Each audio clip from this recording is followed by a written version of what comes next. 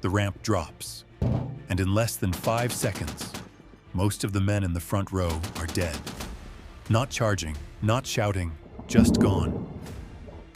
Cut down before their boots ever touch France. June 6th, 1944.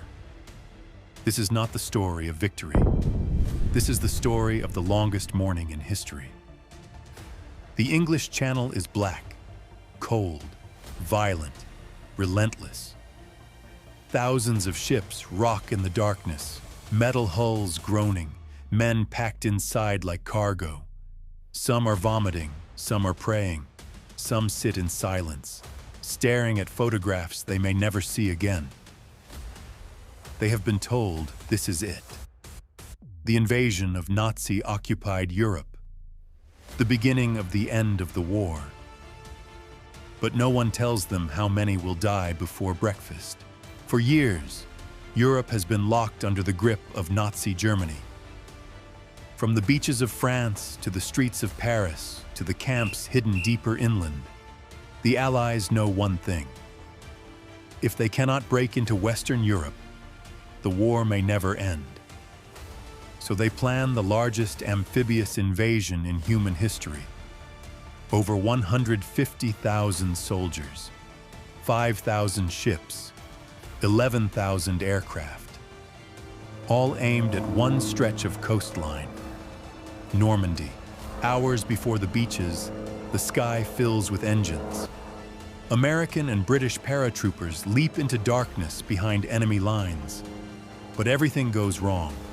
The planes drift off course. Flak explodes through the sky. Men are dropped miles from their targets. Some land in flooded fields and drown under the weight of their gear. Others land alone, surrounded by the enemy. Small groups form in the dark.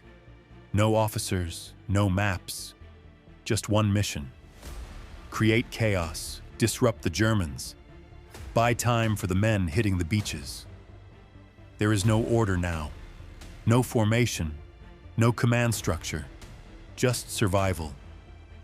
Men who trained together for months can't even find each other through the smoke.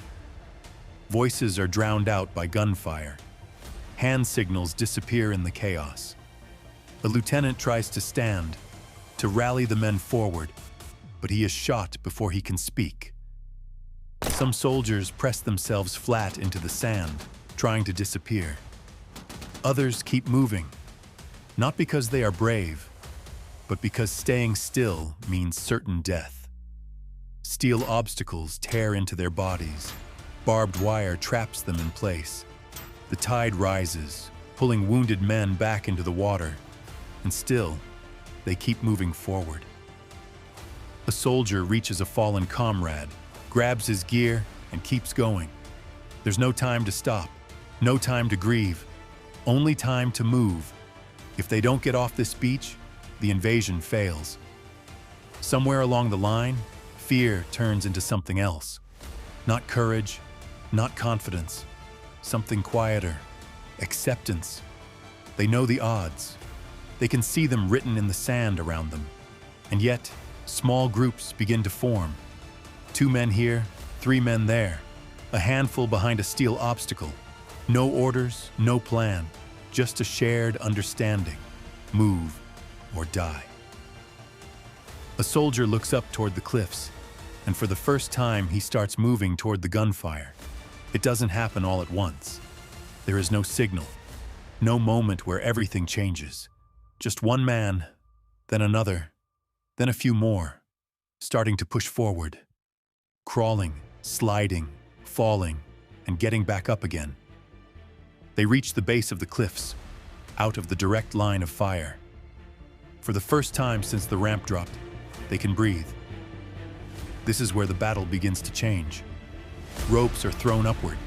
Hands grab onto anything they can. Mud, rock, roots. Men climb while bullets strike the cliff around them. Some fall. Others take their place. At the top, the fighting is close, confused, and violent. Grenades explode inside bunkers. Rifles fire at point-blank range. Positions that once controlled the entire beach begin to fall silent, and slowly, the gunfire from above begins to weaken. Further down the coastline, the story is different. At Utah Beach, troops land off target, but it saves them. They come ashore away from the strongest defenses, and for the first time that morning, the sand does not become a killing ground.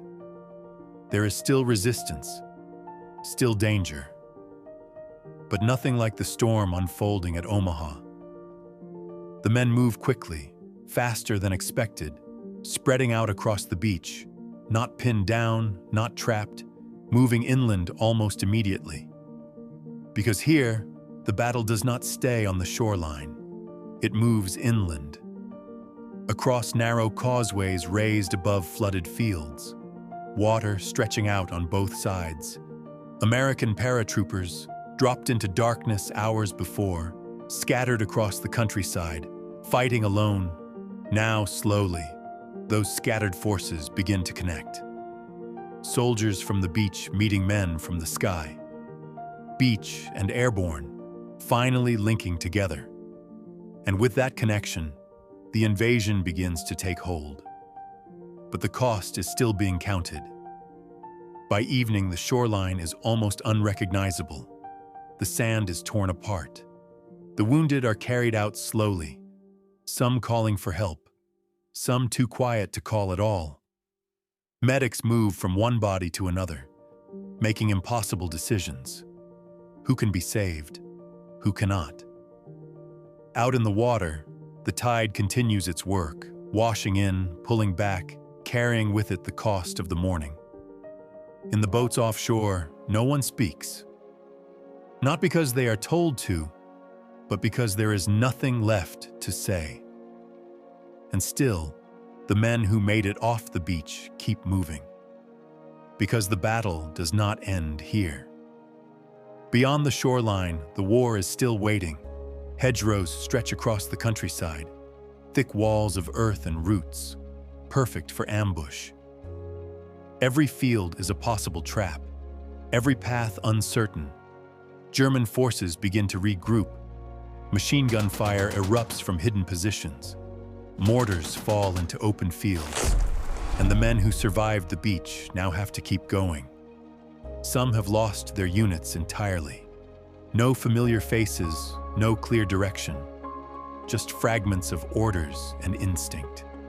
They move forward slowly now, carefully, every step measured, because the chaos of the beach has turned into something else, a different kind of fear, quieter, closer, fighting that happens just out of sight, just beyond the next hedge.